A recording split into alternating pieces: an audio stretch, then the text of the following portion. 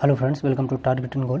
तो फ्रेंड्स, हम लोग PYQ की सीरीज डिस्कस कर रहे हैं और ये है हिस्ट्री, और हिस्ट्री में भी है ये मॉडर्न हिस्ट्री। और मॉडर्न हिस्ट्री में आज का जो अपना टॉपिक है वो है क्रांतिकारी आंदोलन। तो आयोग ने अपने प्रीवियस ईयर में कौन कौन से क्वेश्चन पूछे हैं इस टॉपिक से, वो आज यहाँ पर हम डिस्कस कर लेंगे। अब देखिए, ये जो आयोग है, आयोग का सबसे अच्छा जो तैयारी करने का जो तरीका है वो किसी भी एग्ज़ाम को, चाहे हमारा जूनियर असिस्टेंट हो, लेखपाल हो, पेट हो, तो सबसे अच्छा तरीका ये है कि PYQ हमें आना ही आना चाहिए। और PYQ से ही मोस्टली क्वेश्चन जो है वो कहीं ना कहीं उसके डिस्क्रिप्शन से या किसी तरह से उसको क्वेश्चन में थोड़ा सा ट्विस्ट करके वो हमें मिल जाता है। तो चलिए यहाँ पर देख लेते हैं कि क्रांतिकारी आंदोलन से कौन कौन से प्रश्न पूछे गए हैं। इसमें से देखिए, प्रश्न पूछा गया है कि 8 अप्रैल 1929 को भगत सिंह और यहाँ पर ब्लैंक स्पेस खाली स्थान ने केंद्रीय विधानसभा में एक बम फेंका। उद्देश्य, जैसा कि उनके पत्रक ने समझाया था, मारना नहीं था बल्कि बहरे को सुनाना था और विदेशी सरकार को उसके कठोर शोषण की याद दिलाना था।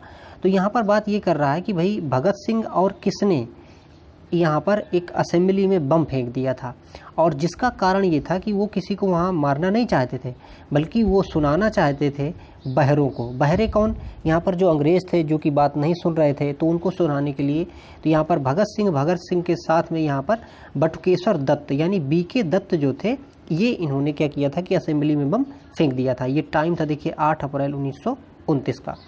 इसके बाद देखिए, हालांकि बाद में उनको फांसी दे दी जाती है, और उनका जो वृत्तांत है वो ये आगे बताता है कि भाई किस तरह से हम इन बहरों को सुनाना चाहते हैं, क्योंकि इनके कानों में आवाज़ जो है वो साधारणता से नहीं जाती है, इसलिए हम इनको बम फेंक के यहाँ पर बता रहे हैं। अगला देखिए, प्रश्न पूछा गया है, वर्ष 1910 में मध्य भारत में निम्नलिखित में से कौन सा विद्रोह शुरू हुआ था। तो मध्य भारत, हमारा जो मध्य भारत है या कहें कि हृदय प्रदेश है, तो मध्य प्रदेश है वो, ठीक है। तो मध्य प्रदेश में ही देखिए ये यहाँ पर आंदोलन की बात कर रहा है कि भाई 1910 में यहाँ पर मध्य भारत में कौन सा विद्रोह शुरू हुआ था। तो यहाँ पर देखिए ये बस्तर विद्रोह शुरू हुआ था।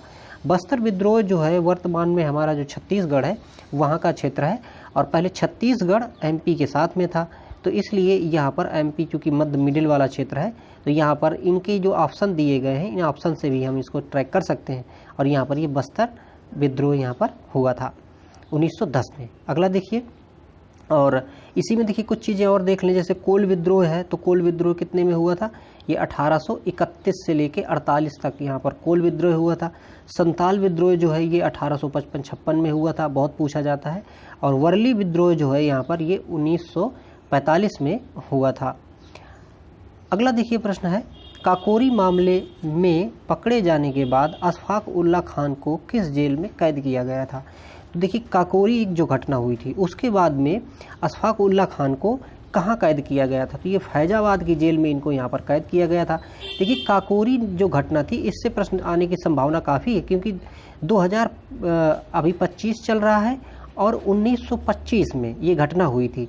तो चूंकि यहाँ पर इसकी शताब्दी है, तो इसलिए ये प्रश्न पूछा जा सकता है। तो काकोरी देखिए मामले में क्या हुआ था कि एक लखनऊ सहारनपुर एक ट्रेन थी, तो उसको यहाँ पर क्या किया गया था कि लूट लिया गया था, जिसमें अंग्रेज़ों का बहुत बड़ा खजाना था, उस खजाने को लूट लिया गया था।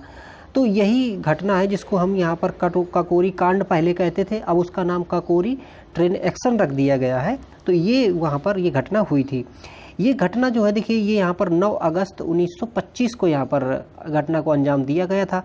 और इसमें से देखिए जो 4 लोग हैं जिनको यहाँ पर फांसी दे दी गई थी, गिरफ्तार करके फांसी दे दी गई थी, तो उनमें से देखिए यहाँ पर है देखिए अशफाक उल्ला खान, राजेंद्र लाहिड़ी, राम प्रसाद बिस्मिल और रोशन सिंह जो है, इनको यहाँ पर इसका वो बनाया गया था और इनको यहाँ पर फांसी दे दी गई थी। लेकिन ये महत्वपूर्ण काफ़ी है वर्तमान में भी, क्योंकि इसकी शताब्दी हो रही है, ठीक है। अगला देखिए, इनमें से कौन सा क्रांतिकारी संग्रह काकोरी षड्यंत्र केस में शामिल था। तो यहाँ पर क्रांतिकारी संगठन की बात कर रहा है, तो इसका मतलब ये है कि ये जो क्रांतिकारी जिन्होंने ट्रेन एक्शन मतलब अपनी भागीदारी निभाई थी, तो ये किस उससे जुड़े थे। ऑप्शन देखिए, गदर पार्टी, अनुशीलन समिति, अभिनव भारत ग्रुप और हिंदुस्तान रिपब्लिकन एसोसिएशन। तो ये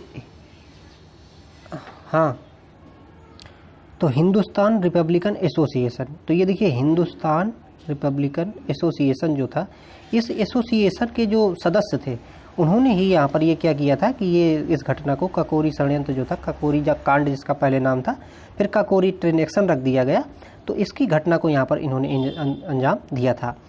अब यहाँ पर देखिए जो और भी पार्टी आई हैं, संगठन आए हैं, उनके नाम आए हैं, तो यहाँ पर इसके बारे में थोड़ा सा देख लेते हैं। तो देखिए गदर पार्टी जो है ये 1913 में बनी थी, बहुत महत्वपूर्ण है, एग्जामों में खूब पूछा जाता है। तो देखिए गदर पार्टी कब, 1913। इसके जो मुख्य सदस्य उनमें से कौन है, देखिए लाला हरदयाल और सोहन सिंह भागना, ये गदर पार्टी से संबंधित थे। अनुशीलन समिति ये 1902 में बनाई गई थी, और यहाँ पर देखिए वीरेंद्र घोष और जतीन्द्र नाथ बनर्जी ये इसके क्या थे कि मुख्य सदस्य थे। अभिनव भारत ये बना था देखिए 1904 में, ठीक है, और विनायक दामोदर सावरकर और इनके एक भाई भी थे, इन दोनों ने मिलकर या इसको एक अभिनव भारत को क्या किया था कि बनाया था। अब यहाँ पर देखिए ये हिंदुस्तान रिपब्लिकन एसोसिएशन, ये बहुत ही महत्वपूर्ण था। हिंदुस्तान रिपब्लिकन एसोसिएशन, इसमें से देखिए सचिंद्र नाथ सान्याल, राम प्रसाद बिस्मिल, चंद्रशेखर आज़ाद ये इसमें से मुख्य थे। इसके बाद भगत सिंह भी इसमें से जुड़ गए थे, और इसका जो नाम है देखिए अभी ये क्या है, यहाँ पर हिंदुस्तान रिपब्लिकन एसोसिएशन है, बाद में इसका जो नाम है कर दिया जाता है हिंदुस्तान सोशलिस्ट रिपब्लिकन एसोसिएशन, इसका बाद में नाम यहाँ पर रख दिया जाता है। अगला देखिए हिंदुस्तान, हाँ यहाँ पर देखिए वो आगे आ ही गया है, ये हिंदुस्तान सोशलिस्ट रिपब्लिकन एसोसिएशन, तो ये इसी को क्या कर दिया जाता है कि नाम इसका बदल दिया जाता है, और ये 1928 में इसको बनाया जाता है। चंद्रशेखर आज़ाद और भगत सिंह जो है यहाँ पर इसके मुख्य सदस्य होते हैं। अगला देखिए सन 1915-16 में किसके नेतृत्व में 2 होम रूल लीग शुरू हुई थी। तो देखिए होम रूल लीग जो 2 लोगों ने शुरू किया था, तो उनमें से कौन कौन थे, तो देखिए यहाँ पर एनी बेसेंट और लोकमान्य तिलक, इन दोनों ने मिलकर क्या किया था कि अलग अलग अपने अपने हिसाब से इन्होंने होम रूल लीग को क्या था कि चलाया था। यहाँ पर देखिए एनी बेसेंट जो है ये बहुत महत्वपूर्ण है, क्योंकि एनी बेसेंट जो है ये अपने जो इंडियन नेशनल कांग्रेस था इसकी सबसे पहली महिला अध्यक्ष भी बनी थी।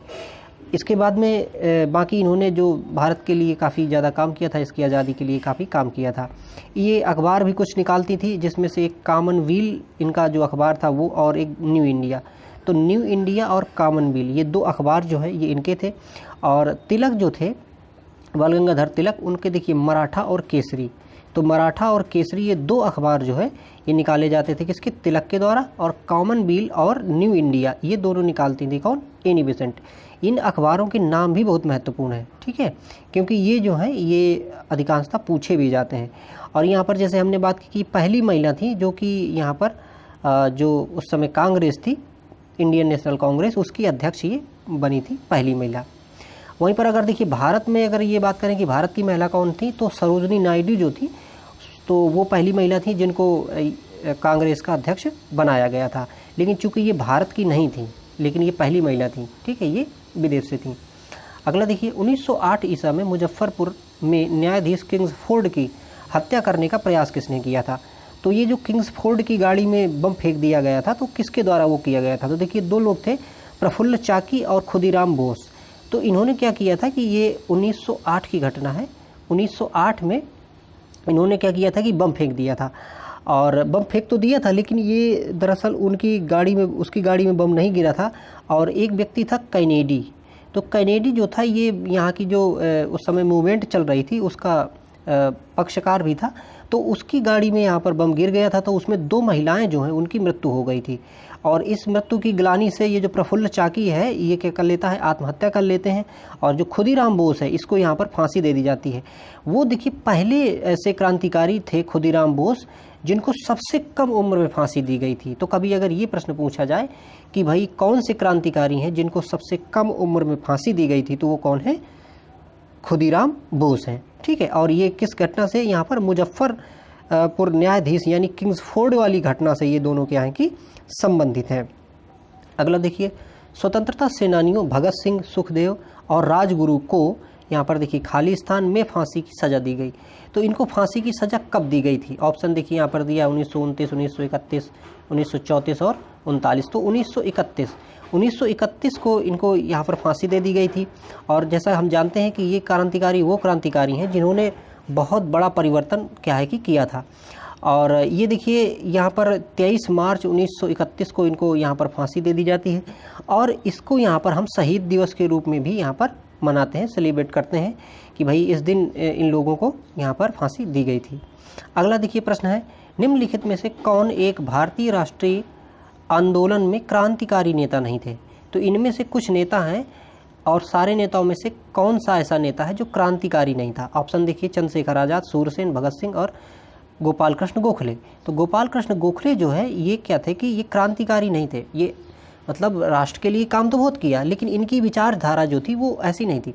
क्रांतिकारी क्या कहते थे? क्रांतिकारी ये कहते थे कि भाई कि बम की राजनीति अपनाओ, इनको साधारण से बात हमारी समझ में नहीं आएगी, ये हमें आज़ादी नहीं देंगे, इसलिए इनको पूरी शक्ति से क्या करो कि मारो इनको, ठीक है। वहीं पर ये जो गोपाल कृष्ण गोखले थे, ये इनका जो अप्रोच था ये थोड़ा सा सॉफ्ट अप्रोच अपनाते थे।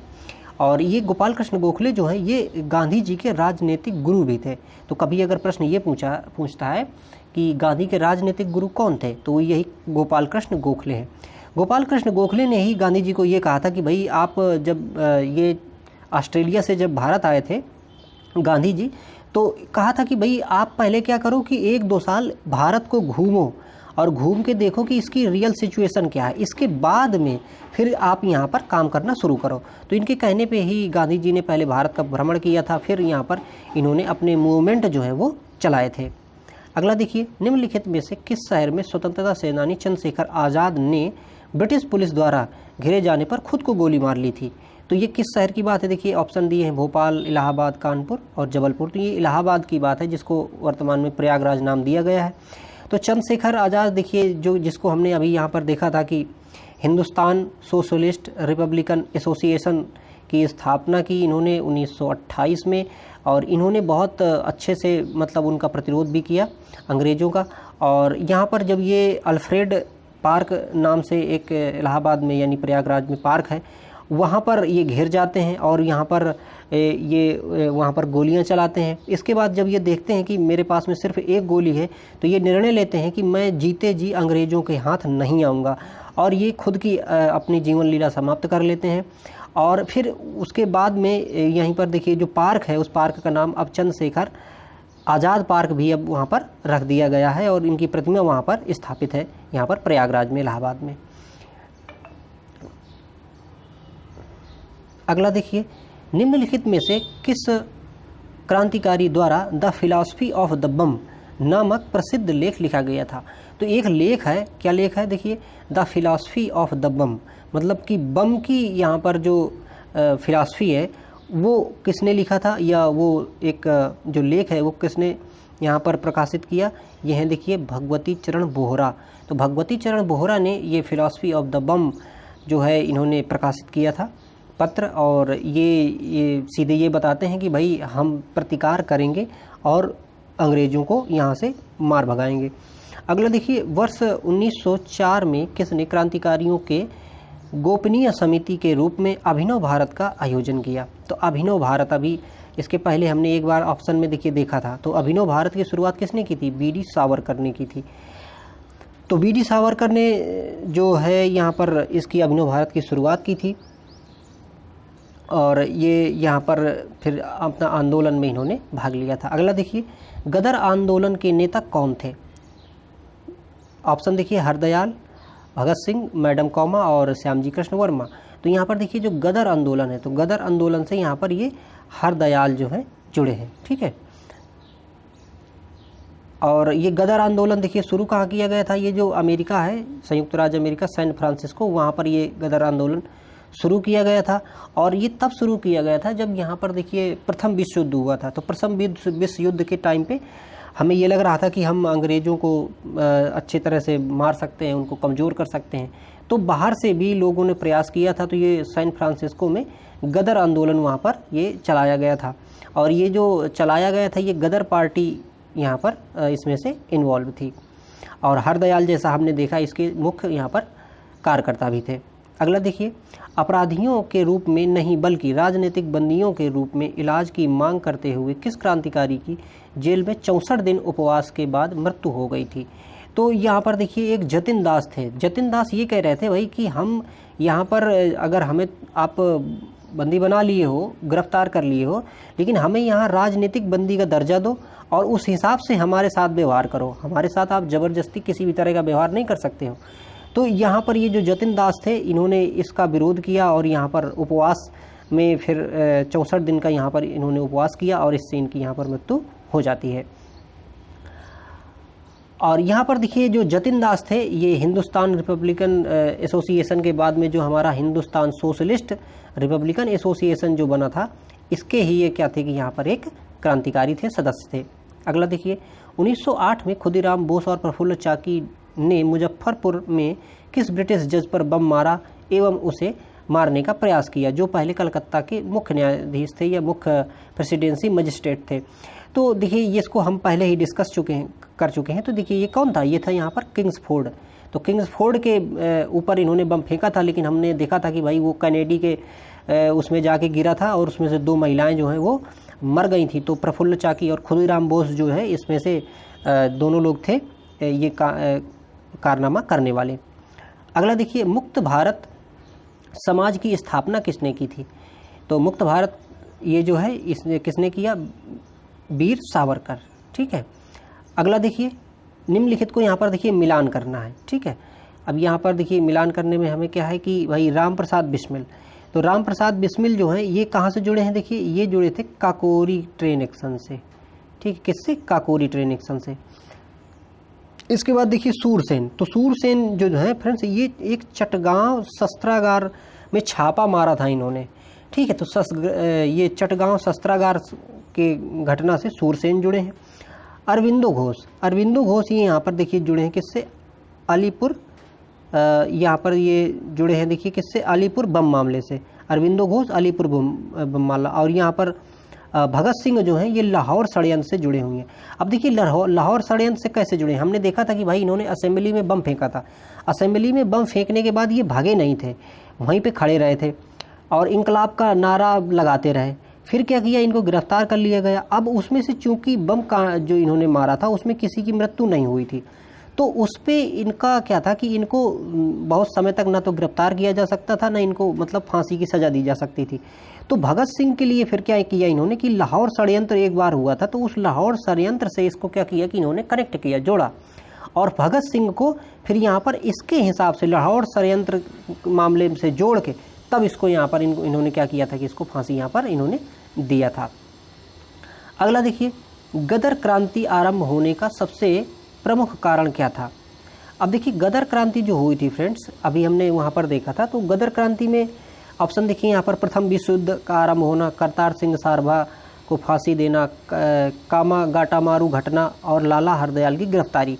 तो इसमें देखिए ये जो इस समय जो गदर क्रांति हुई थी, तो जो कि हमने देखा था कि भाई सैन फ्रांसिस्को में काफ़ी ज़्यादा इसकी वो हुई था। तो यहाँ पर प्रथम विश्व युद्ध भी इसका कारण था और यहाँ पर कामागाटा मारू भी जो है कि कारण था। यहाँ पर आयोग ने जो इसको माना है कि यहाँ पर प्रथम विश्व युद्ध जो है इसका जो मुख्य कारण था, क्योंकि हमने देखा था कि भाई उस समय प्रथम विश्व युद्ध था, तो लोगों को वहाँ पर ये मौका दिख रहा था कि हम अंग्रेज़ों को क्या कर सकते हैं कि मार भगा सकते हैं।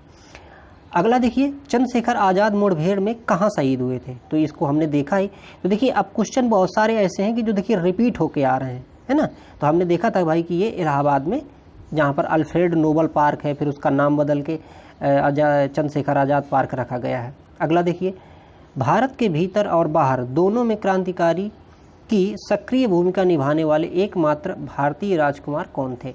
तो ये कौन थे फिर, राजा महेंद्र प्रताप। तो राजा महेंद्र प्रताप जो थे इन्होंने भारत के भीतर और भारत के बाहर दोनों जगह भी इन्होंने क्रांतिकारी आंदोलनों को सक्रिय किया और उसमें भाग लिया था।